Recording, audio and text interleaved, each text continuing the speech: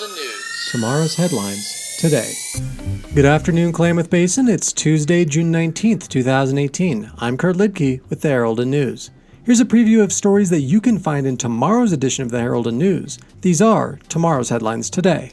Klamath County Commissioners have approved their annual budget of $202 million for the 2018-19 fiscal year, with no substantial changes since approval by the County Budget Committee back in April. The budget left current services levels unchanged, though this may seem a setback for departments wishing to increase services. Among those was Sheriff Chris Caber, who had requested 3 additional administrative staff to improve medical care at the jail and public record services. Commissioners did choose to use $1.6 million in excess road funds to support the sheriff's office, down from $2 million this current year. Commissioners have said they cannot depend on road funds long-term to support law enforcement, and a permanent solution such as a law enforcement levy is needed to solve the problem.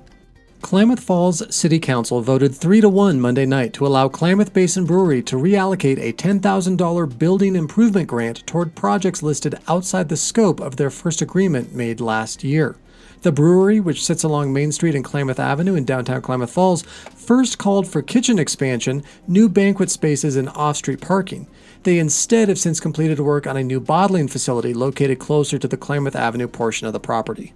The Modoc tribe of Oklahoma has been making its presence felt in the Klamath and Tule Lake basins over the past year by purchasing land, opposing redesignation of Lava Beds National Monument as a national park, and being in ongoing discussions with the city of Tule Lake to buy the Tule Lake Airport. A federally recognized group of 300 tribal members of the Modoc people, descendants of prisoners of war following the Modoc War of the 1870s, the tribe last year purchased 800 acres of private lands near Lava Beds National Monument. More recently, the tribe has been in negotiations with the city of Tule Lake on the possible purchase of the Tule Lake Airport, which is on land that was part of the World War II-era Tule Lake Detention Segregation Center. Kiger Stadium, the venerable historic baseball field iconic to Klamath Falls, looks a little different this year thanks to a new scoreboard. On Monday, the Mock family, along with several businesses, were recognized for efforts and funds donated to help bring the new scoreboard to Kiger. A new video board to show highlights, mugs, and stats will be the next goal at Kiger Stadium.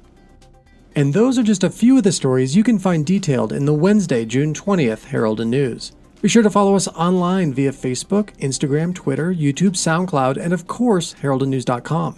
You can also subscribe to our podcasts on iTunes and Google Play. Be sure to check back each day for the latest podcasts, videos, and breaking news impacting the Klamath Basin. And thanks for listening.